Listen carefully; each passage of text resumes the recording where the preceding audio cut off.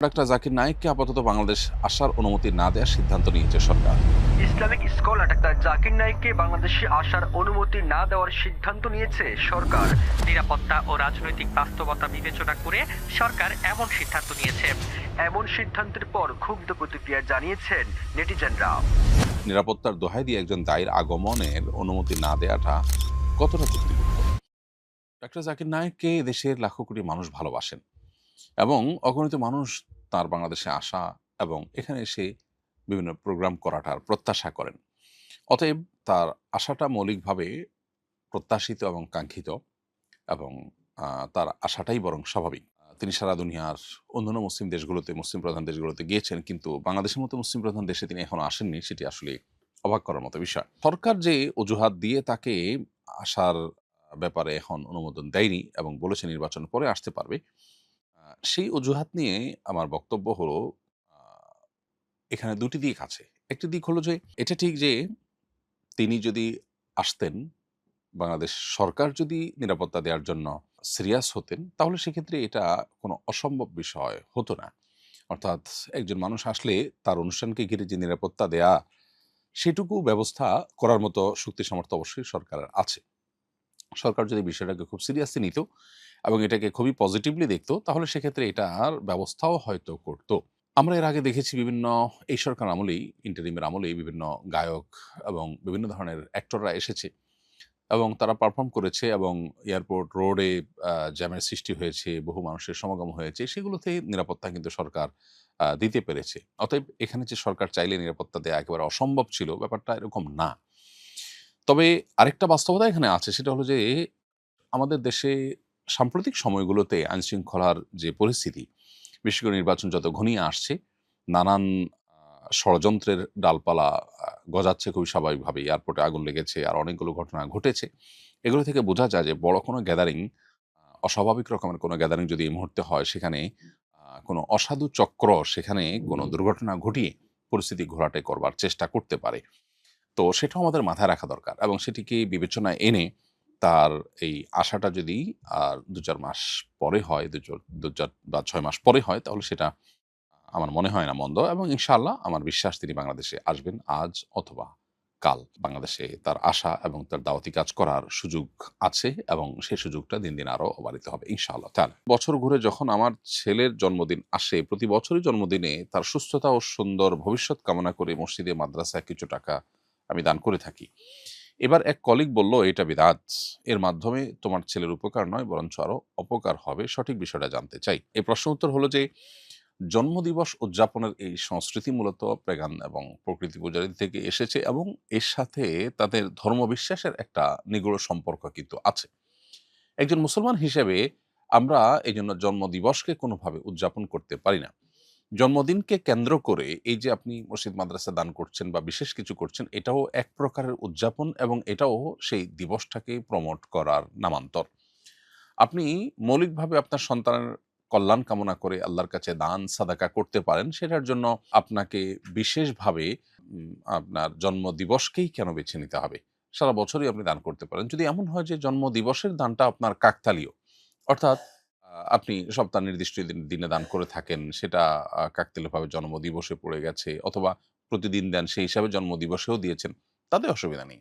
কিন্তু যদি জন্মদিবসকে কেন্দ্র করে দেন, তাহলে জন্মদিবসকে আপনি বিশেষভাবে উদযাপন করছেন এবং এই যে উদযাপন, সেটাও তো আ অমুসলিমদের সাথে সাদৃশ্য গ্রহণ। নবী সাল্লাল্লাহু আলাইহি ওয়াসাল্লাম পরিষ্কারভাবে আমাদেরকে বলেছেন, "মান তাশাব্বাহা বিকওমিন ফাহুয়া মিনহুম।" যে ব্যক্তি কোনো সম্প্রদায়ের মানুষের সাদৃশ্য গ্রহণ করবে বা কারোর মতো হওয়ার চেষ্টা করবে, সে কিন্তু তাদের অন্তর্ভুক্ত হয়ে যাবে। এজন্য এটা আপনার জন্য জায়েজ হবে না। তবে আপনার কলিগ যেটা বলেছেন বেদাত, এখানে বেদাত হওয়ার ইস্যু নেই। কারণ বেদাত আসলে কোনো ভালো কাজ কেউ যখন করে, কোরআন হাদিসে যেটা নেই সেটাকে সওয়াবের আশা যদি করে, আপনি নিশ্চয়ই জন্মদিবসে দান করলে সওয়াব হয় আলাদা, এরকম কোনো বিশ্বাস থেকে করেন না। যার কারণে বিদআতের সংজ্ঞাটা এখানে ফিট হবে না, বরং এটি নাজায়েজ এবং গুনাহের কাজ, যেটা আমাদের পরিহার করা উচিত। আমাদের বাসা ৬ তলা বিল্ডিং, নিচতলা মসজিদ, ২য় তলায় আমরা থাকি। চাইলে কি আমরা বাসা থেকে জামাতে শরিক হতে পারবো? উত্তর হলো যে, একটা ভবনের যদি বেশ কয়েকটা ফ্লোর মসজিদ হয়, তাহলে সবগুলো মিলে একটা জায়গা হিসাবে ধর্তব্য হয়। ধরুন একটা মসজিদের ৩ টা ফ্লোর আছে, ground floor, first floor, second floor. এই ৩ টা ফ্লোরের যেকোনো ফ্লোরে দাঁড়ালেই সেটি মসজিদে দাঁড়ানো হিসেবে বিবেচিত হবে, কারণ ৩ টা মিলে একটা হিসাবে গণ্য হবে, কারণ ৩ টাই মূলত মসজিদ। কিন্তু যদি একই বিল্ডিং এর একটা ফ্লোর মসজিদ হয়, হতে পারে যে টেম্পোরারি মসজিদ, অথবা এটা পাঞ্জেগানা মসজিদ, নিয়মতান্ত্রিক অফ মসজিদ না, অথবা নিয়মতান্ত্রিক মসজিদ, কিন্তু একটা ফ্লোর মসজিদ, উপরে হয়তো বাসা, ইমাম সাহেবের বাসা বা অন্য কারোর বাসা। তো উপরে যেহেতু বাসা, সেহেতু ভিন্ন জায়গা হিসেবে সেটি গণ্য হবে, কারণ পারপাস সম্পূর্ণ ভিন্ন। আর যখন সেটি মসজিদ নয়, অন্য কিছু, অতএব সেখানে দাঁড়িয়ে নামাজ পড়লে আপনি মসজিদে জামাতে দাঁড়িয়ে নামাজ পড়েছেন, সেটি মনে করা হবে না এবং সেটি বলা যাবে না। যার ফলে আপনাকে মসজিদে এসেই জামাতে শামিল হতে হবে। আপনার বাসা থেকে আপনি শামিল হতে পারেন না। ঠিক একইভাবে মসজিদের ঠিক আশেপাশে ডানে বামে অথবা পূব দিকে যে সমস্ত বাসাবাড়িগুলো আছে, বিশেষ করে ঢাকা শহরে আমরা জানি যে খুব লাগোয়া বিল্ডিংগুলো।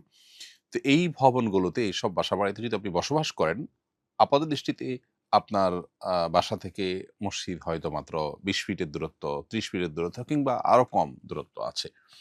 তো আপনি এখানে কাতার বরাবর দাঁড়িয়ে আপনার বাসা থেকে যদি নামাজে শামিল হন, আপনার নামাজ হবে না, কারণ আপনি ভিন্ন একটি ভবনে আছেন, ভিন্ন একটি জায়গায় আছেন, যেটি মসজিদ নয়। একই জায়গায় দাঁড়িয়ে যদি আপনি জামাতে শামিল হন, সেটি বিশুদ্ধ হবে ইক্তেদা। আর যদি জায়গা ভিন্ন হয়ে যায়, ইমাম সাহেব এক জায়গায়, আপনি আরেক জায়গায়, ইমাম সাহেব মসজিদে আছেন, আপনি আরেকটা ভবনে আছেন, তাহলে সেক্ষেত্রে সেটা কিন্তু ইক্তেদা বিশুদ্ধ হওয়ার জন্য যথেষ্ট নয়। এখানে যে ইত্তেসাল বা কাতারের যে সম্মিলন থাকা দরকার, এটি সেখানে থাকছে না, বরং গ্যাপ হয়ে যাচ্ছে। বিধায় এরকম করা আপনার জায়েজ হবে না। হ্যাঁ, মসজিদের পূব পাশে রাস্তা অংশে মানুষ দাঁড়ায়। এটা হলো মসজিদ থেকে বের হয়েও মানুষ বাহির পর্যন্ত চলে আসে, যখন এটা ওভারফ্লো হয়ে যায়। ওভারফ্লোর ফলে যেটা হয়ে যায়, সেটা কিন্তু মসজিদের মধ্যেই গণ্য হবে, জামাতের মধ্যে গণ্য হবে।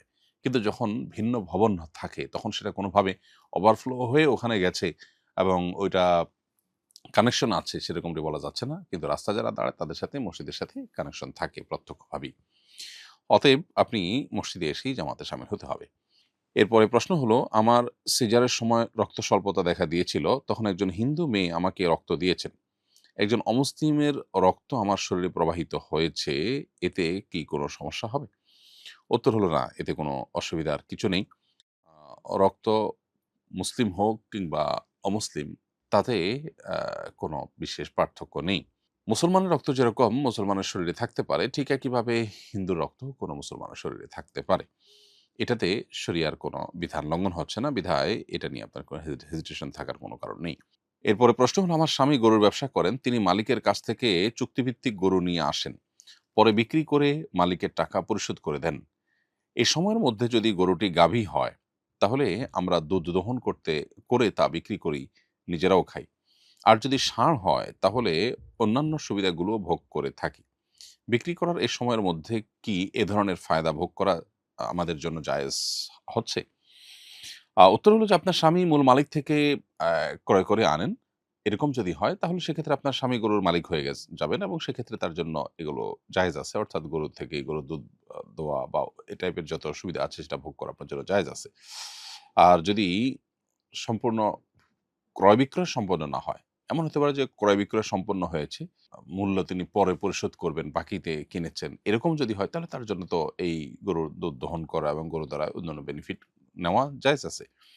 ব্যাপারটা যদি সেরকম না হয়, বরং বিক্রিটাই পূর্ণাঙ্গ না হয়, ঝুলন্ত থাকে, তাহলে সেক্ষেত্রে আপনার স্বামীর জন্য এটা ভোগ করা জায়েজ হবে না।